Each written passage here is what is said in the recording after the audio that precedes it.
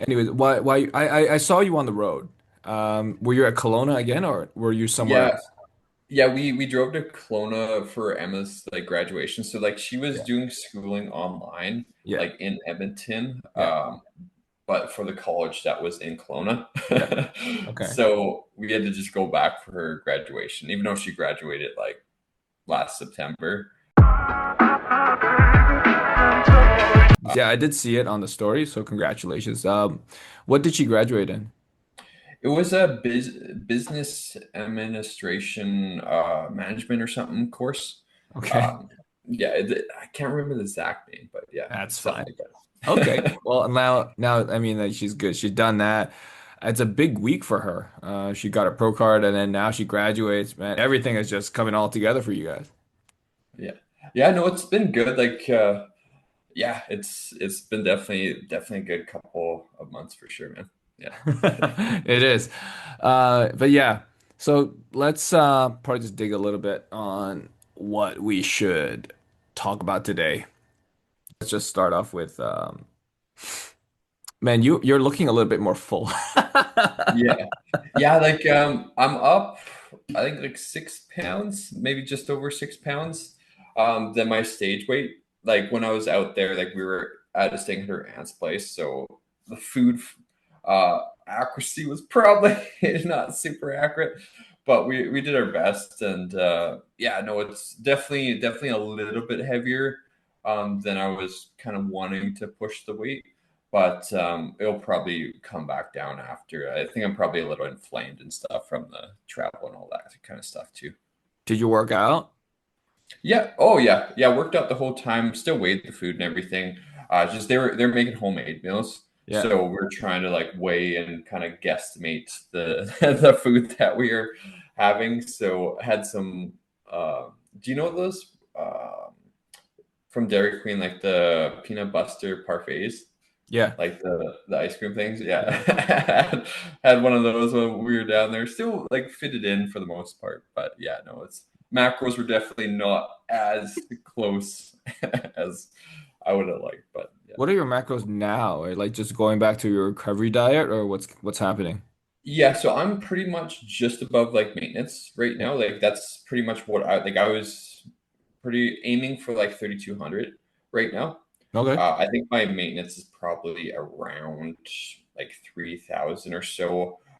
With like that's the thing. When I was tracking out there, I was pretty much hitting around 3,200 for most of it. Mhm. But I do think there was quite a bit of error involved in some of the tracking. So it probably wasn't quite 32. It's probably like 35 or 3,600 on some of those days. But yeah, not too bad.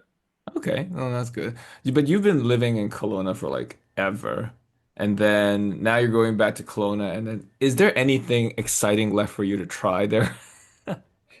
In terms of like food Yeah, or in terms of like food or even places to go. yeah. Well, we went to like the beach and stuff. So like it was nice to like kind of that's one thing I missed about like not being in Kelowna is just having access to the beach and just like the beach vibe. Oh yeah, there's no As like beach. It's in all mountain where you're right now, right? well with Edmonton it's all flat, right? So Yeah. like there's not It's a, really like there's like ponds here and there, but not really like swimming like a there's no lake area. lakes, right? Are there any lakes in Edmonton? No, you would have to go, I think, an hour or so outside of Edmonton to get to the lakes. Yeah. Oh shit. Oh Yeah. shit.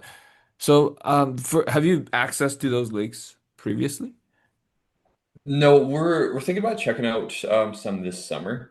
I Yeah. know her aunt's actually going to come up, and she's I think it's Christina Lake or something. I can't remember the exact lake name, but yeah, we'll probably go visit them or when they're camping and stuff and chill out there.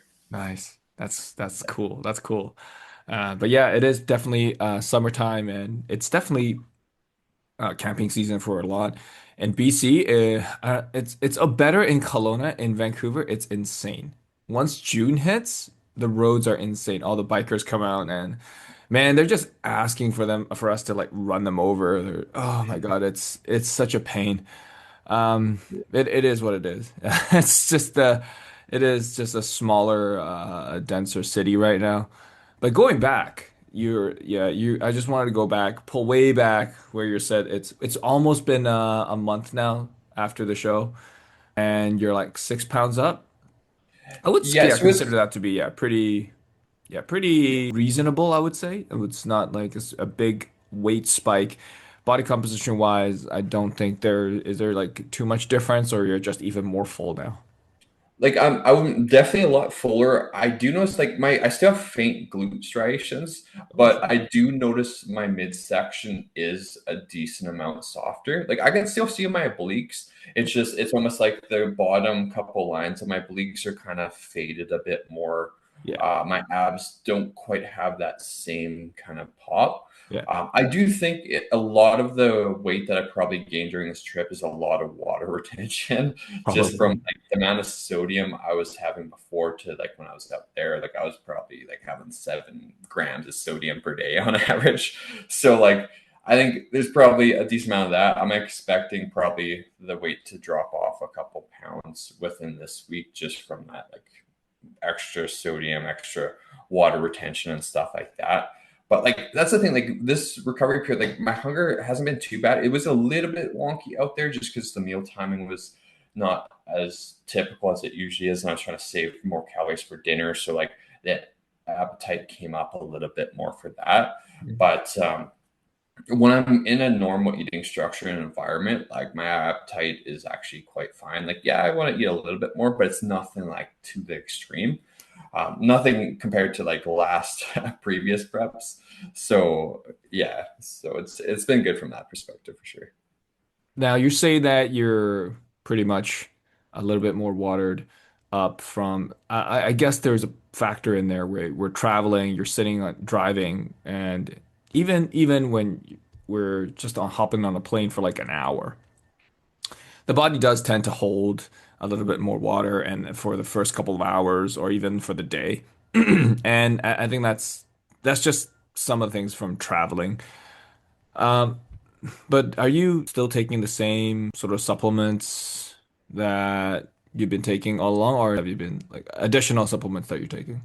No, like I've been pretty much just taking like I think like half a dose of multivitamin. The creatine is one. Like even during this prep, I've been experimenting with higher doses of creatine just because of the potential cognitive benefit of it. Yeah. So instead of like the typical 5 grams per day, I've been having around like 10, maybe just over 10 grams of creatine per day, Hmm. which I'm sure probably adds a little bit more water as well, but I Hmm. was doing that throughout the whole prep and everything like that. So, but other than that, no, like getting a typical like fish oil in, vitamin D, pretty much just the basics. I haven't really added anything extra. Yeah. Oh, that's interesting how you brought that up. So you said there's the basic creatine not creatine the basic supplements. So you said fish oil, creatine. What else do you take? Well, I'll take like the protein powder if you classify that as a supplement. Yeah, let's Um, count that in. Yeah. yeah, I take that. Let's see. So I was taking ashwagandha for a little bit too. I know there was some potential um, benefit of even like gaining muscle from it, but I kind of just forgot to keep taking it and stuff. So yeah, so I ran out of that, and yeah, so but those are yeah, creatine, protein powder, vitamin D, fish oils. I know some people take like magnesium before bed. I haven't actually really done that. What else have I been taking? I think that's pretty Caffeine, much. Sorry, what were you saying? caffeine, perhaps? Oh yeah, caffeine. So, but that's pretty much only coming from coffee. I found in the past with like pre-workouts and stuff, Mhm. I was just getting some pretty gnarly like anxiety after taking like high doses of it. Yeah. I'm sure if I actually took like half scoop or like the one regular like 150 milligrams of caffeine before the workout, that's probably fine. But yeah, ever since I had that one instance last prep back in like 2023 where I had quite a large dose of caffeine pretty much the day after I was just recovering from a pretty gnarly sickness and then went to the gym. And when I came back from that, my heart rate was just like staying above like I think it was 120 or something for like an hour after, and I was like I was getting tightness in my chest, and I think that psychologically just kind of made me a little bit more scared to take like pre-workout again. So I've been just kind of taking caffeine and stuff like that.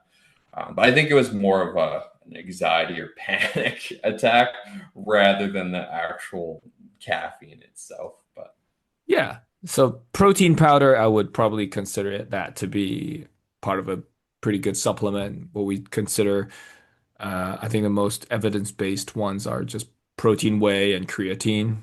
Fish oils, yes and no. For my personal opinion, I mean, if our entire diet does include a certain amount of fish in it, then I'm not sure if fish oil is relevant at that point. Vitamin D, I guess it does. It does depend on the season. If we're living in a more tropical environment, then vitamin D is plentiful. But where we are, then I mean, we're half of the year. It's like we have nothing. So that is, I guess, relevant to where we're potentially staying. But yeah, I think the most talked about ones are protein powder and creatine monohydrate. Caffeine, I would agree with you there.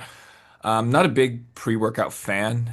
And I see all these pre-workouts, they have crazy amounts of caffeine.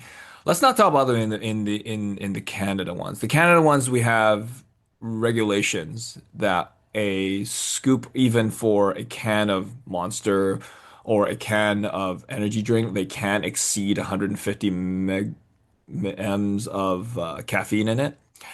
However, in the US, I do not think there is a cap. There's a guy that I knew. He went to the US, came back with a box of Monsters that's only available in the US, and it reads that it has like 200 something grams of caffeine in there. And he gave me one. Fun story. I experienced exactly what you just said. Like after taking it, I gave it like a good 15, 30 minutes rest, and it started kicking in. It did not feel good. The crash was so hard. My hands were shaking, and that was on top of all the coffee that I've actually had throughout the day. So that was not a good experience. Um, so probably this begs me to ask if the amount of dosage of caffeine, I know it could be addictive at times, um, but why do people still take it like before they work out if it shows there's so many flaws in them? well, there definitely is an improvement in performance. Like I think it's been studied quite well that if you do have even a quite I think a quite high dose is actually better than a moderate dose of caffeine before training in terms of performance. I know it's just from individual to individual, like the anxiety response after is going to be different. I know some people can drink a shit ton of coffee all day or have pre-workout and like feel like they're not anxious at all. Mm. I don't know if they're just in this constant state where they're just so used to it that they just don't notice it because their tolerance is so high and they're just so used to that state. But I know for me, yeah, if I start having a lot of caffeine, it's usually when I initially have the caffeine, I feel really good. I feel like the first hour or so with like a high dose of caffeine, like things are good, gym's good. But yeah, it's on that calm down is where I tend to find like, okay, I'm getting more anxious. Um, I just, yeah, like my anxiety just starts ramping up more and more and more. And then I just found productivity after that period was not great. So I was just like, yeah, no, it's definitely not for me, especially the high doses. I did actually have quite a bit of coffee this past week though. But I do find coffee doesn't seem to impact me quite as bad as most pre-workouts. I know there's stuff in pre-workouts that have like more of a calming effect or like can't remember the specific ingredient in there that's supposed to bring down anxiety and help you focus and all that kind of stuff to counteract the high doses of caffeine. But yeah, I would have to look into that more to name the actual That's ingredient. cool. I mean, we'll probably just yeah, we'll look into that afterwards. I mean, actually interested. So would you agree that a certain amount of caffeine does dehydrate you? Because it does dehydrate our body when we drink coffee. And the ratio was 1 cup of coffee for 1 cup of coffee to 1 cup of water. That was the ratio to balance the body out for dehydration. So if caffeine can dehydrate the body, especially coffee, I can't say the same about pre-workout. And if we're training in hypertrophy, we take caffeine, it dehydrates the body, and it will suck away from the muscles, assumingly. I don't think I think when I believe this is a while ago when I saw it, but I believe there was a study showing that like coffee will still hydrate you more than dehydrate you. All right. So though there is like a diuretic effect of it, it's Yeah. not so significant that like if you have a cup of coffee, you're gonna be more dehydrated after it. Like you'll still be more hydrated from that cup of coffee rather than not having it. If if you were to take like caffeine pills, I know some people do, and you don't have any water with them. I think that could probably lead to maybe a little bit of dehydration. But yeah, I don't think like I think you're pretty fine for not dehydrating yourself, like just from like having coffee. Um, but yeah, if you're having the pills, I think that could be a different story.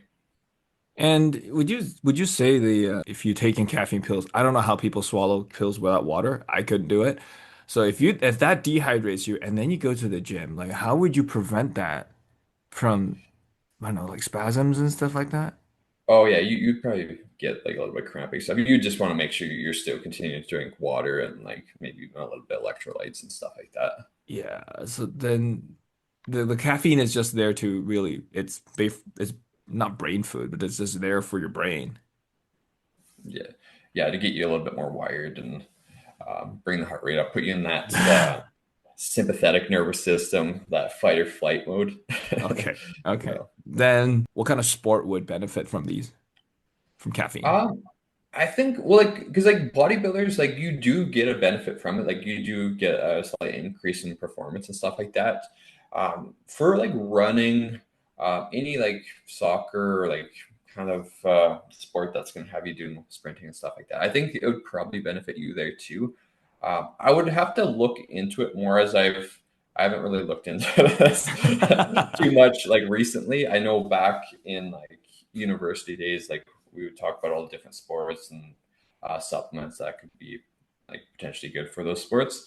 But I think it would probably benefit most sports as long as again you can tolerate it well and like it doesn't create crazy anxiety or you don't have any like heart or anything issues. Yeah. Yeah. So I guess there is a big discussion for who needs or who does not need caffeine. Maybe we're just kind of digging a rabbit hole into caffeine, but maybe we'll just go back up a little bit. And there's so much news on social media and articles saying there's a benefit to intaking certain types of supplements since we can't get it from the foods that we're intaking now. There's a shit ton of study on creatine, how is it beneficial and how it boosts performance, recovery, blah blah blah, blah yada yada yada.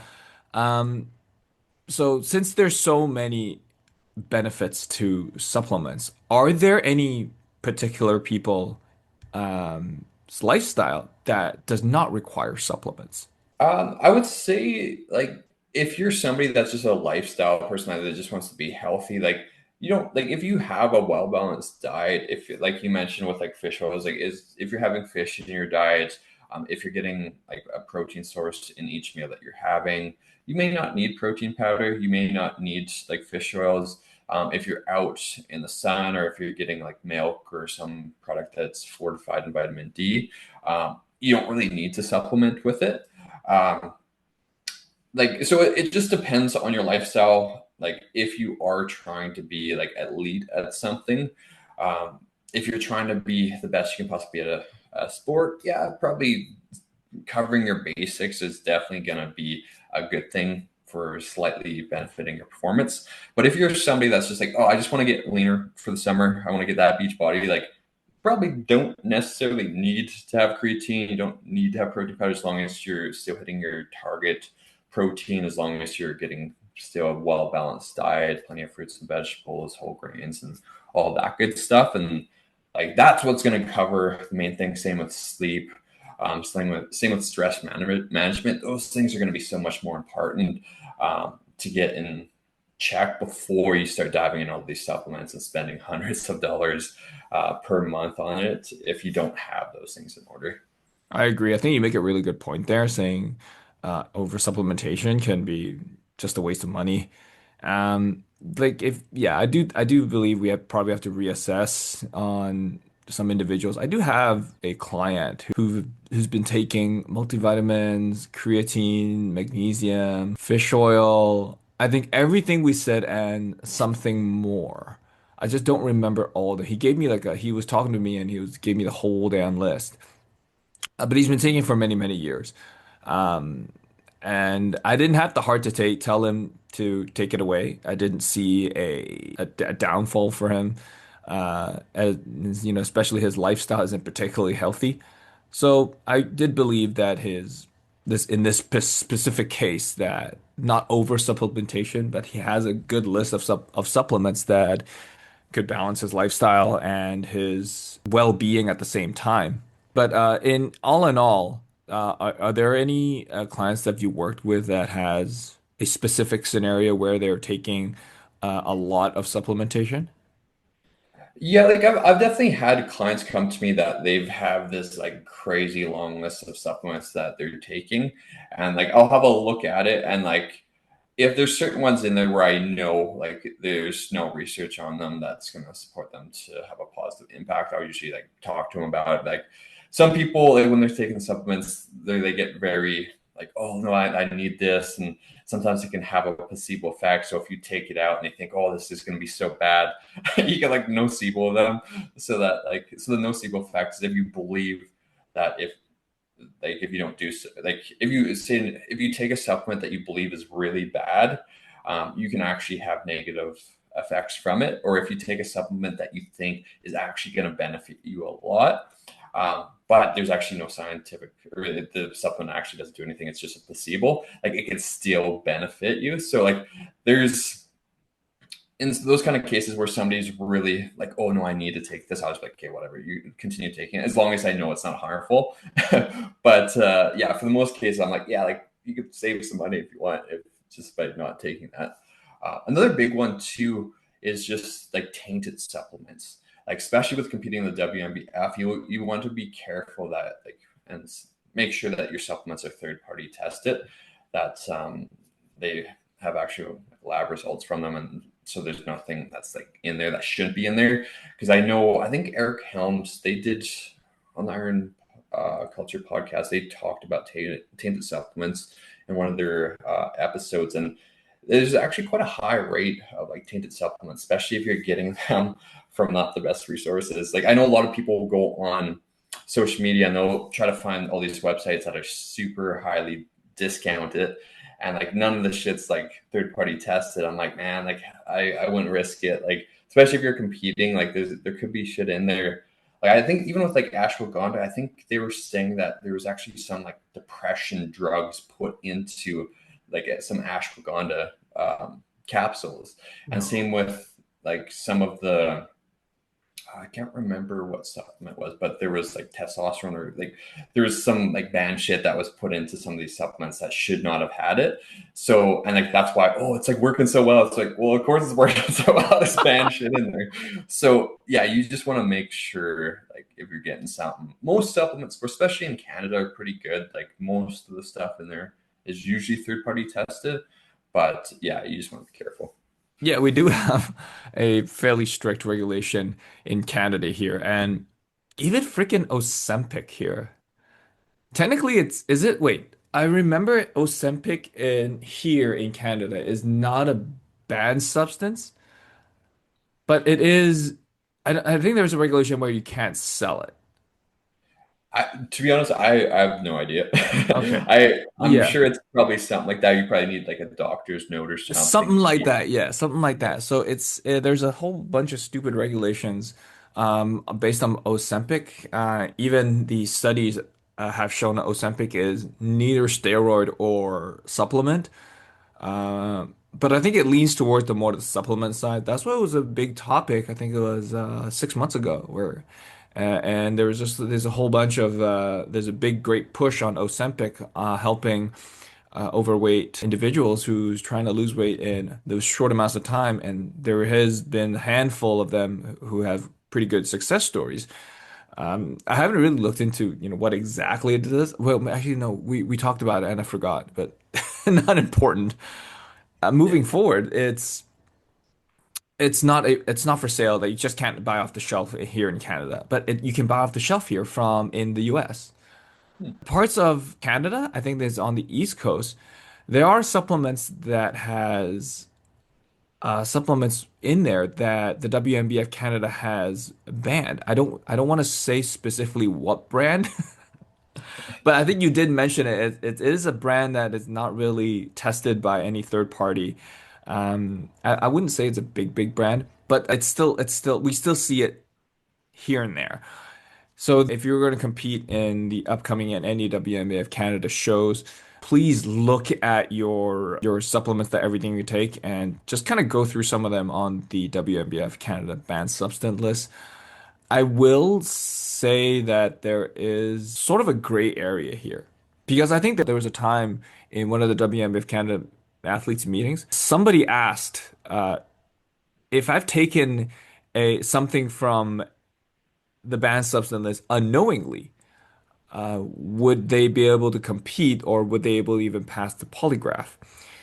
So I think Leo made a really good statement saying that if you have actually taken something that's on the banned substance list, which is contained in any of the supplements you've been intaking for I don't know how long, and you did the polygraph test and found out after, you will still be able to pass the polygraph test because you've taken it unknowingly. Now, the question begs to differ is if you do win your pro card and you pee in a cup, what's the result going to show? So that is Gotcha. something that yeah he couldn't answer that athlete. So I think that's a very good question. Because Yeah, like to interrupt you there, sorry, because I think if that in that case, I'm pretty sure if you bring the supplement that you had that says tainted and you get it lab tested and you can show proof that okay, this shouldn't have been in here, but this supplement was tainted, I think in that situation you're good because it'll probably show up in your P test. yeah, So if it shows up there and like, okay, you don't pass your P test, you have all of your supplements, you get them tested, and you send those results to them, and it shows that it's tainted. I think in that situation, they will allow you overrule it. to compete. Okay, But yeah, you kind of have to go through that process. but I don't think you can pee in a cup before you compete. No. Well, so I'm saying like if, for example, you did the polygraph test, you didn't think you were taking anything that was had the ban something in it that was banned. Yeah, So you go through the polygraph, you pass the polygraph because you honestly don't think you were taking anything, yeah, and then you go to pee in a cup and you pee in the cup after you say win the show or whatever, yeah. uh, and then they take that and they find that there's something that's banned in there. Then if you fail, now you can go to your supplements, you can get those tested. And if you get the results back and it does show it's tainted and you send that to the WNBF, I believe in that situation, they'll allow you to keep your pro card. I believe, like, I could be wrong. I believe I remember hearing that somewhere. I think that might have actually been on Eric Helms, yeah, on their podcast. Okay. But yeah, I mean, that's cool. I mean, if you can somehow prove your supplement is tainted, then the WNBF has that flexibility to overrule it and sustain your pro card instead of taking it away, saying that you failed it. But I think that's pretty cool. Not organizations are willing to do that. I mean, it's a pretty good one. But speaking of which, as we were saying that there are the supplement brands, there's so many supplement brands out there with tainted or non-tainted stuff in there. What are some of the brands that you take for supplements that as you it, definitely passed? yeah, Yeah. yeah. So what are some of the Um, brands that you it's more trustworthy for I you? was doing nutribolics, like for the protein powder, the hydrolyzed whey. What was that other one? It's the one with the blue container on. That's I can't even honestly that's remember the not name. very helpful. The blue container. It's yeah, Wait, it's like what a is it? blue The and creatine silver. one? Yeah, just for creatine The blue one. and All Max, I think it's oh All yeah, all Max. max, Yeah. all max. Yeah. What else? What about your Uh, your vitamin D and all that fish Vitamin D, oil. like I literally just get it from like the Walmart, like just like what they generally have from there. Because I know with Walmarts and stuff, like all of that stuff has to be tested For sure. um, well. Yeah. So like whereas the supplement stores, I think there is a little bit more wiggle room with that kind of stuff. Yeah. So I'll just get like if I go to like Walmart and I need more vitamin D, I'll just pick up from one of the ones that they have there. Okay. Um, I believe those should about be good. Yeah. Okay. But yeah, other than that, like I've done like P Science. I've had like the Ghost, some of the Ghost products. I know Legion is a really good one. That they do third party testing on all of them, their products. What is another one? Uh, I'm blanking on them. What about you, man? Which companies do you usually go with? Yeah. So I only take two, two types of supplements. I don't take vitamin D, don't take fish oils. I include fish in majority of my meals. I only take creatine and protein powder. My protein powder, I take Revolution Nutrition. It's a Canada brand based in Quebec. I've been taking them for quite a while now. The only reason I continuously take them is number one, price. They do very, very well in price and their flavor. So they have this new flavor called the Ice Cap, and it is so good. The only downfall is they've once we shake it up in the shaker, it's got like a whole shit ton of bubbles, and I kind of have to wait it until it settles and before I can drink it, or else I'd just be drinking a whole mouthful of bubbles. Then so that's really good. So that's the only Revolution Nutrition is the only one I for protein I take. For creatine, I think it's a I think it's PVL. It's the white and green. It's the white container with the green words on it. You can probably find it in Popeyes or anything like that. It's a more common brand. Is And that yeah, PD so those two Science? brands has worked so far. And I haven't peed in a cup yet, so we'll see if they pass. No, I think those brands will be good. Yeah, so probably I do believe anything we can buy off the shelf, just like as you said, like any sort of supplements that you get from Walmart or any sort of grocery store has to be tested. For more general population's sake, it's got to be tested for it to be safe. So I'm pretty confident in those brands not be having any tainted substances in there. Now, I'm not saying supplement stores may carry that. I do think just probably just do your research beforehand. Just do your research and look at their brands and see if there's anybody who's talking about it. I think there's Reddit is a very good is a good source. And now with this technology in this day and age, now we everybody just goes to ChatGPT and ask what is there now. For supplementation, just probably such a small reminder. Maybe you could add to this too. So supplements, I do believe is okay, but as just remember they are supplemental. They're not magical. So they're it's a slow process. It's not something that it'll just change overnight. So probably just keep that in mind. Do you have anything you want to add to that too? Yeah. And like if the supplement's working extremely well, then it might be tainted. Because yeah, most supplements out there aren't gonna have like a very significant impact. Like creatine probably has the most significant, and like that's still gonna only add maybe like 2-3% to like your A results. year. Yeah, 2, Yeah. 3% a year. Yeah. So yeah, just remember that. So if you're just getting into working out or just getting into bodybuilding, like really prioritize your nutrition, training, rest, recovery, all of that. And like once you have that in check, if you do have some extra money, yeah, you can 100% spend it on some supplements, but don't go like straight into bodybuilding. Like, okay, I'm just gonna get all these supplements before I'm even consistent, or before I even have these habits built with my training, my nutrition, my sleep, and stuff like that. Because they're not really gonna do much if you don't have those things in order. I agree. Yeah. So, but either way, before you take any supplements, I do want to make it clear. Um, Please advise your doctors if you haven't tried the supplement before. There might be substances in that particular supplement that your body might be allergic to. So, advise somebody first. If you do have the extra money, I would highly advise you to find a coach. Somebody like us would be great before you go into your bodybuilding show. Yeah. But all in all, I think we covered a good deal on some supplementations and how we could probably affect your upcoming season if you're doing a show.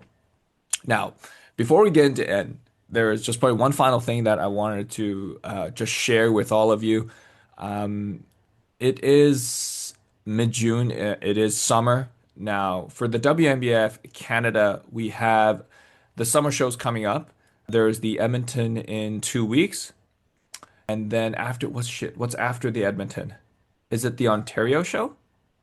I believe so. It's Ontario, Saskatchewan, and then Calgary, right? Yes. So we only have a very small amount of Canada shows over the summer. I think the two, the Ontario and the Saskatchewan show is like late into summer. I think it's in either July or August, something like that. Yeah, I know Saskatchewan is in September. Okay. So it's kind of, Okay, yeah. so And it's then, definitely August and September then. yeah, And then October, I think this year it's going to be October 11th or 12th for the yeah. Calgary amateur and pro show. So the season is going to end before when Halloween comes for the WF Canada. If you're looking to wanting to compete in the fall, now is a good time to start. If this is your first time, please advise one of us and just see so we can meet you and just tell you probably how far you we advise you to be. But yes, start now. And if there's anything else you want to add to this? No, I think that's good, man. Yeah. All right. So it's a little different sort of opening for us, but we'll just leave you guys at there. But thanks for listening, guys. If you like this, please leave a comment, like, and subscribe for both YouTube or if you're listening on audio, that'd be great. But thanks for your support, guys. We really appreciate it. We'll probably see you soon. Peace.